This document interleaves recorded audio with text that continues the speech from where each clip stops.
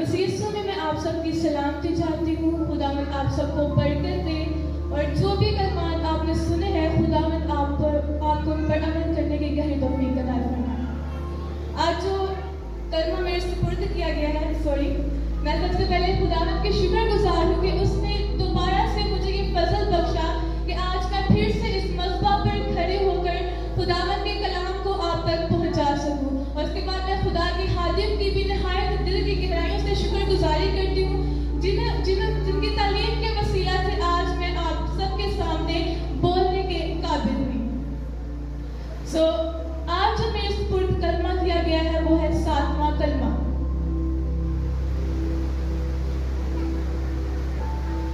और ये कलमा एक फतह का कलमा है। इस कलमा में एक फतह का नारा है। 7वां कलमा बाप के साथ बेटे का दोबारा मिलाप का कलमा है। आमीन।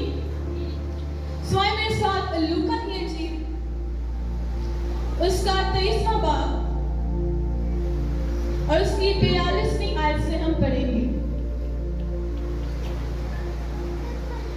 खुदा के पाक कलाम में यूं लिखा है, फिर यीशु ने बड़ी आवाज से पुकार कर कहा, ऐ बाप, मैं अपनी रूह तेरे हाथों में सौंपता हूँ। और ये कहकर दम दे दिया। खुदावंद के पाक कलाम का बड़ा और सुना जाना हम सब के लिए बाइस बरकत हो। खुदावंद का शुक्र हो। आमीन। सबसे पहले हम देखेंगे कि यहाँ पर यीशु मसीह ने बड़ी आवाज से पुकार कर कहा कि ऐ बाप। लिखा है, ऐ बाप, मैं अपनी रूह तेरे हाथों में सौंपता हूँ। और ये कहकर दम दे दिया। जैसा कि पहले भी आपको बताया गया है कि ये जो कलमा है ये फतह मंदी का कलमा है। इसमें बयान किया गया है कि हमें अब फतह मिल चुकी है, अब हम फाते हैं, क्योंकि खुदावंद यीशु मसीह ने बाप के सारे हुक्मों पर अमल करते हुए उसके दिए हुए सारे काम को तमाम किया और फिर बड़े इत्मीनान के साथ मुत्तमिन हो गए और बड़े कॉन्फिडेंटली कहा कि ऐ बाप, अब मैं अपनी रूह तेरे हाथों में सौंपता हूँ। और ये कहकर दम दे दिया। अब हम देखते हैं कि हर कोई जो है वो खुदा को बाप नहीं कह सकता। हालांकि खुदा ने कलाम खुदा में लिखा हुआ है कि देखो ये खुदा का बर्रा है जो जहां का गुनाह उठा ले जाता है। उस बर्रा ने पूरी दुनिया के लिए कफारा दे दिया। उस बर्रे ने पूरे जहान के गुनाहों का कफारा दे दिया, लेकिन सारा जहान उसे बाप नहीं कह सकता। आइए मेरे साथ निकालिए यूहन्ना उसका पहला बाब और उसकी 12वीं आयत से पढ़ेंगे कि कौन लोग हैं जो खुदा को बाप कह सकते हैं, हालांकि उसने पूरे जहान के लिए, पूरी दुनिया के लिए गुनाहों का कफारा दे दिया। 12वीं आयत में ये लिखा है, लेकिन जितनों ने उसे कबूल किया उसने उन्हें खुदा के फर्जंद बनने का हक बख्शा, यानी उन्हें जो उसके नाम पर ईमान लाए। वो न खून से, न जिस्म की ख्वाहिश से, न इंसान के इरादा से, बल्कि खुदा से पैदा हुए हैं। आमीन। लिखा है कि जितनों ने भी उसे कबूल किया, यानी जो यीशु मसीह के नाम पर, उसके कफारा पर ईमान लाए, फक्त वही जो है हमारे आसमानी बाप को बाप, अब्बा यानी ऐ बाप कहकर पुकार सकते हैं। सिर्फ उन लोगों को ही ये हक हासिल है कि वो हमारे आसमानी बाप को बाप कहने वाले बने, यीशु के बाप को बाप कहने वाले बने। इसके बाद हम देखते हैं, हम दोबारा उसी आयत पर आएंगे, अपने मरकजी हवाला की तरफ। लिखा है कि उसने बड़ी आवाज से पुकार कर कहा कि ऐ बाप। हम देखते हैं कि जब जो पहला कलमा था उसमें भी यीशु मसीह अपने बाप से मुखातिब थे और वहां पर यीशु ने बाप कहकर लोगों को क्या किया? मुआफ किया, लोगों के लिए मुआफी की दुआ की। जब यीशु मसीह गमगीनी की हालत में गतसमनी बाग में थे, वहां पर भी यीशु मसीह बड़ी दिलसोजी के साथ दुआ कर रहे थे, नहायत ही गमज़दा थे, परेशान थे, क्योंकि उस वक्त पर वो बड़ा काम करने जा रहा था जो उसका हक नहीं बनता था कि वो करे, क्योंकि वो बेऐब बन रहा था।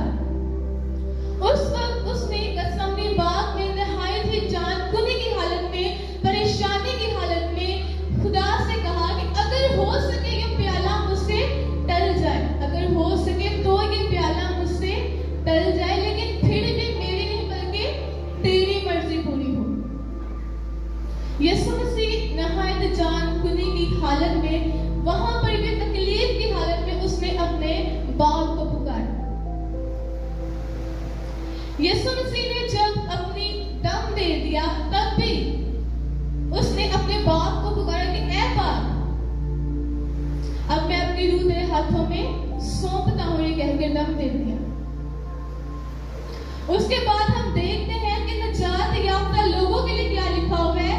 तब भी वो कहेगा, ऐ मेरे बाप के फर्जंदो, जो बादशाही तुम्हारे लिए बनाए आलम से तैयार की गई है, उसको मिरास में ले लो।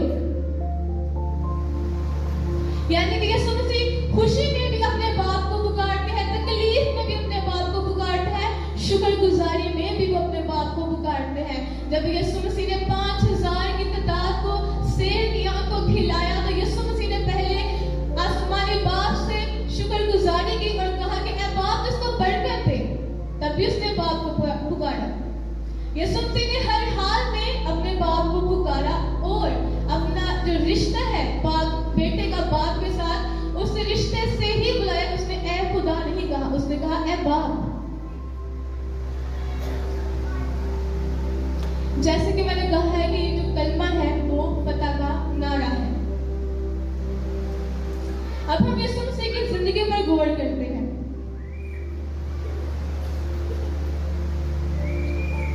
यीशु मसीह ने अपनी रूह बाप के सुपुर्द कर दी। अब हमने जो यीशु मसीह है उन्होंने क्या किया? यीशु मसीह के बारे में लिखा हुआ है कि वो बाप में से निकला और आया है। वो बाप में से निकला और आया है, यानी वो बाप का बेटा है और इस दुनिया में आया है। और यहाँ पर जो यीशु मसीह है वो अपनी जो रूह है उसे बाप के सुपुर्द दोबारा से बाप को सौंप देते हैं, क्योंकि वो बाप में से निकला और आया था और वो फिर वापस बाप के पास जाता है। और ईमानदारों के लिए भी लिखा हुआ है कि रूह जहां से आई है वहां को लौटेगी और जिस्म जो है फिर से हाग में लौट जाएगा। लेकिन जो रूह है जहां से वो आई है वहां पर फिर दोबारा जाएगी, क्योंकि वो बाप में से निकला और आया और फिर से दोबारा अपने सारे काम को तमाम करके जो हुक्म बाप ने बेटे को दिया उस सारे हुक्म पर अमल करते हुए दोबारा बाप के पास वापस लौटा। अब हम अपनी जिंदगी पर गौर करेंगे। मेरे साथ निकालिए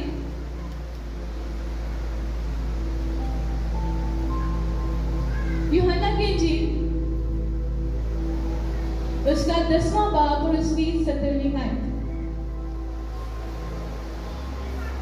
अब यहाँ पर हम सीखेंगे कि बाप बेटे से आखिर मोहब्बत क्यों करता है।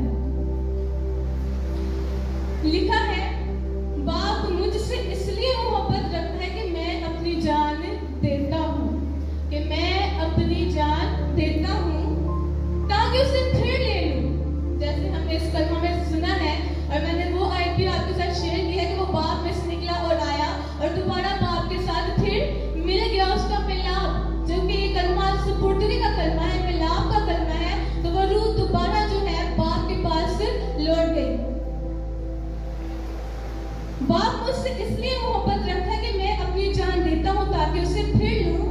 कोई उसे मुझसे छीनता नहीं, ना कोई इंसान और ना ही बाप खुद उसे छीनता है, बल्कि बेटा आप ही उसे बाप के हुक्म के मुताबिक पेश करता है। आमीन। कोई उसे मुझसे छीनता नहीं, बल्कि मैं उसे आप ही देता हूँ, आप ही पेश करता हूँ। मुझे उसके देने का भी इख्तियार है और उससे फिर लेने का भी इख्तियार है। ये हुक्म मुझे बाप से मिला है। क्या हुक्म था? कि उसने सारे काम को तमाम करना था, उसने नस्ल इंसानी के लिए दुख को बर्दाश्त करना था, उसने वो कोड़े जो हमारे लिए थे अपने पीठ पर लगवाने थे। अगर हम थोड़ी देर यीशु मसीह की जिंदगी पर गौर करें तो उसने किस कदर बाप के हुक्म को सीरियस लिया। वो बातें जो बाप ने अपने बेटे से कही, वो काम जो बाप ने अपने बेटे को करने के लिए कहा, उसने किस कदर उन बातों को सीरियस लिया। जब यीशु मसीह का दुख शुरू हुआ, बस हमने बात सुनी, गुनाहों का प्याला, हमारी तमाम गुनाह गंदगियां, हालांकि पश्चिदा काम जो थे वो यीशु मसीह उस टाइम पीने को थे, लेकिन वो नहायत ही परेशान थे। क्यों? क्योंकि वो बेऐब कर रहा था, उसमें कोई गुनाह साबित नहीं कर सकता था। वो उस प्याले को पीने को था जो हमारे सारे गुनाहों का प्याला है। और उस वक्त पर वो इस कदर परेशान था, इस कदर जान खोने की हालत थी कि उसका पसीना गोया खून की बड़ी बड़ी बूंदें होकर टपकना शुरू हो गया। यानी कि अब इसका तब ही प्लान था कि वो बाप के प्लान को पूरा ना कर सके, जो बेटा है उसके सारे कलाम को पूरा ना कर सके, जो हुक्म बाप से बेटे को मिला है वो वहां का वहां ही रह जाए। लेकिन यीशु मसीह ने नहायत ही दिलसोजी के साथ उस वक्त दुआ की, क्योंकि वो इसी घड़ी के लिए इस वक्त को पहुंचा था कि हम सब के गुनाहों का कफारा हो। उसके बाद हम देखते हैं कि यीशु मसीह की पीठ के ऊपर रोमी कोड़ा जो नुकीली छुरियों से बना था, जब उसकी पीठ पर लगाया जा रहा था तो कोष के लूथरे उसके साथ बाहर निकल रहे थे। उसने ये सब कुछ हमारे लिए बर्दाश्त किया और वो चुप रहा। उसके बाद हम देखते हैं कि उसके सर पर कांटों का ताज रखा गया और वो कांटे इस कदर नुकीले थे कि उसकी स्किन के अंदर तक जा रहे थे। और जब हम देखते हैं कि जब हमें कोई कांटा चुभता है तो ब्लड बहुत मुश्किल से रुकता है, उसको दबाना पड़ता है। लेकिन यीशु मसीह के सर के ऊपर वो ताज लगातार सलीब के मुकाम तक रहा। वो कांटे उसके स्किन के अंदर तक रहे, तो सोचिए कि किस कदर उसका जो ब्लड है वो वेस्ट हुआ। एक तो जब उसको कोड़े लगे तब उसका जो खून था वो किस कदर बह निकला था। उसके बाद हम देखते हैं कि यीशु मसीह के हाथ पर जंग आलूदा कील लगाए गए। हमारे हाथ में एक सुई चुभ जाए तो हमारा पूरा जो बदन है वो तकलीफ में मुब्तला हो जाता है। लेकिन यीशु मसीह के हाथों और पांव में कील ठोके गए, लेकिन फिर भी वो चुप रहा। यीशु मसीह को तमाचे मारे गए, वो चुप रहा। यीशु मसीह के मुंह के ऊपर थूका गया, लेकिन वो चुप रहा। यीशु मसीह को मुक्के मारे गए, लेकिन वो चुप रहा। उसको ठट्ठों में, उसको मजाक में उड़ाया, लेकिन वो चुप रहा, क्योंकि उसे इन चीजों की परवाह नहीं थी। उसका ध्यान इन चीजों पर नहीं था, बल्कि उस हुक्म पर था जो बाप ने अपने बेटे को दिया, उस काम पर था जिसको पूरा करने के लिए उसने उसे दुनिया में भेजा था। हम स्टीफनस के बारे में देखते हैं। स्टीफनस जो है वो खुदा यीशु मसीह का शागिर्द था। अगर आप हवाला मेरे साथ निकालना चाहे, हमारा उसका 7वां बाब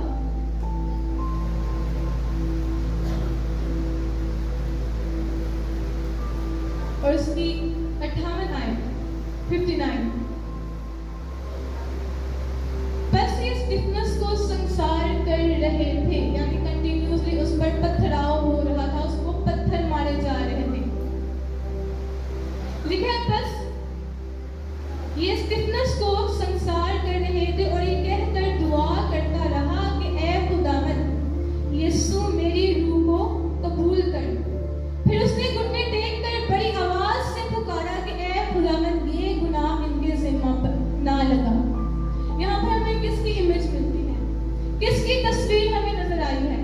पहला कलमा आपने सुना, वहां पर खुदा यीशु मसीह ने क्या कहा? ऐ बाप इनको माफ कर, क्योंकि ये नहीं जानते कि क्या करते हैं। कलाम खुदा हमें बताता है कि वैसा ही मिजाज रखो जैसे मसीह यीशु का भी था। उसका मिजाज कैसा था? वो कोड़े खा रहा था, वो अपनी पीठ पर कोड़े खा रहा था, उसके हाथों पर, उसके पांव पर जो है कांटे, उस कील ठोके गए, उसकी पसली में जो है वो नेजा लगाया गया, लेकिन वो चुप रहा। यहाँ पर हम स्टीफनस को देखते हैं कि वो भी यहाँ पर किसी को लान तान नहीं कर रहा, क्योंकि हम बरकत के वारिस हैं। हम लानत के वारिस नहीं, बल्कि हम बरकत के वारिस हैं। जितना ने मसीह यीशु को कबूल किया वो बरकत के वारिस है। यहाँ पर स्टीफनस क्या कहता है?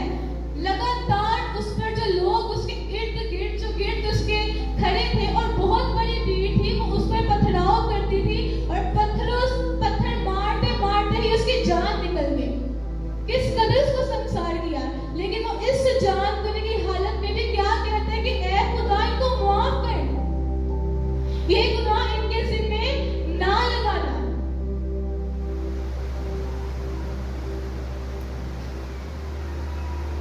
यहाँ पर अगर हम देखें, यीशु मसीह ने कॉन्फिडेंसली जो है यहाँ पर कहा था कि ऐ बाप, मैंने तेरा सारा काम तमाम कर दिया और अब मैं अपनी रूह तेरे हाथों में सौंपता हूँ। क्योंकि उसने बड़ी ईमानदारी के साथ उसने दुखों को, परेशानियों को, लानदान को और ठट्ठों को नहीं देखा, उनकी परवाह नहीं की, बल्कि बाप के हुक्म को देखा, उस पर निगाहें लगाई रखी।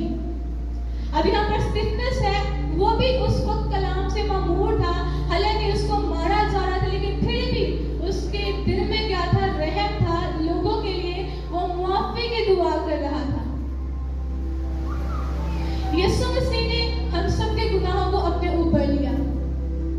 अगर हम बाकी आदम को देखें तो वहां पर क्या हुआ था? उन्होंने अपने गुनाहों को एक्सेप्ट नहीं किया, मुआफी नहीं मांगी, इकरार नहीं किया। क्या कर रहे थे? एक दूसरे पर इल्जाम लगा रहे थे। क्या कर रहे थे? एक दूसरे के ऊपर इल्जाम लगा रहे थे। लेकिन आज हमारे यीशु मसीह ने, जो बनी आदम बनकर आया, उसने क्या किया? हमारी सारी हत्याओं को, हमारे सारे वो जो हम इल्जाम तराशा करते हैं, उन सब चीजों को अपने ऊपर ले लिया। हालांकि वो पे ऐब कर रहा था। वो ऐसा क्यों कर रहा था? क्योंकि उसे बाप की तरफ से हुक्म मिला था। उसका मुकम्मल जो ध्यान था वो उस हुक्म के ऊपर, उसके काम के ऊपर था। आज हम अपनी जिंदगी पर गौर करेंगे। क्या आज हम कॉन्फिडेंसली, जब हम मौत की हालत में होंगे, तो क्या ये बाप से कहने वाले होंगे जैसे स्टिफनेस ने भी कहा कि ऐ यीशु मेरी रूह को कबूल कर, क्योंकि वो जानता था कि उसने उसके लिए काम किया है। जैसा उसका ईमान था, उसने उसके मुताबिक अमल किया है। जैसे यीशु मसीह ने किया था, मैंने भी वैसा किया है। अब वो यीशु मसीह से कहता है कि ऐ खुदावंद यीशु मेरी रूह को कबूल कर। क्या आज हम कह सकते हैं? हम कब ये कहेंगे? जब हम उसके लिए काम करेंगे, जैसा उसने हमें हुक्म दिया, हम उसके मुताबिक अमल करेंगे, तब ही वो हमसे मोहब्बत रखेगा। जैसे यीशु मसीह के बारे में लिखा है कि खुदा मुझसे इसीलिए मोहब्बत रखता है क्योंकि मैं उसके हुक्म पर अमल करता हूँ, अपनी जान देता हूँ। कलाम खुदा में लिखा है कि जो अपनी जान देता है वो उसे बचाएगा, और जो अपनी जान को बचाता है वो उसे खो देगा। हमें ये हुक्म के तौर पर मिला है कि हमने खुदावंद यीशु मसीह के लिए अपनी जान निसार करने वाले सिपाही बनना है, हर वक्त तैयार रहना है। हमने अपनी जिंदगी पर गौर करना है कि क्या मैं यीशु मसीह के हुक्मों पर अमल कर रहा हूँ? क्या मैं उस वक्त जब मैं मौत की हालत में हूँगा, अपने खुदा से ये कहने वाला बनूंगा कि ऐ मेरे यीशु, मैं अपनी रूह तेरे हाथों में सौंपता हूँ? ये कब होगा? जब हम यीशु मसीह के नाम पर ईमान ले आएंगे, उसका पाड़ा की कुदरत पर ईमान ले आएंगे, तब हम, मैं आपको एग्जांपल देती हूँ कि कैसे हमें पता चलेगा कि हम जो है वो कॉन्फिडेंसली उस टाइम पे कह सकेंगे कि हमने उसके काम को किया है और बाप हमारी रूह को कबूल करेगा। जब बच्चे हम एग्जामिनेशन हॉल में जाते हैं तो एग्जाम्स जब वो लिख कर कुछ आते हैं ना, तो उनके पास एक उम्मीद होती है कि हमारे 30% मार्क्स आएंगे, हमारे 40% मार्क्स आएंगे, हमारे 100% मार्क्स आएंगे। अगर वो कुछ भी ना लिख कर आए तो क्या उनके पास कोई उम्मीद है? उनके पास 0% उम्मीद है, उनके पास कोई उम्मीद नहीं है। इसी तरह से जब हम खुदा के लिए काम करेंगे, उसके हुक्म पर अमल करेंगे, तब हमें भी पता होगा कि हमें कोई रिजल्ट मिलने वाला है। क्योंकि इंसान को अपने बातिन का पता है कि वो किस तरह से काम कर रहा है, उसको उसकी नीयत का पता है कि वो किस तरह से खुदा के कलाम को सरंजाम दे रहा है। तो जरूरत है कि हम उस चीज पर गौर करें, ताकि हमें भी उस दिन जब हम मौत की हालत में हो तो हम कॉन्फिडेंटली खुदा से कहने वाले बने कि ऐ खुदावंद यीशु हमारी रूह को कबूल कर। तो वो जरूर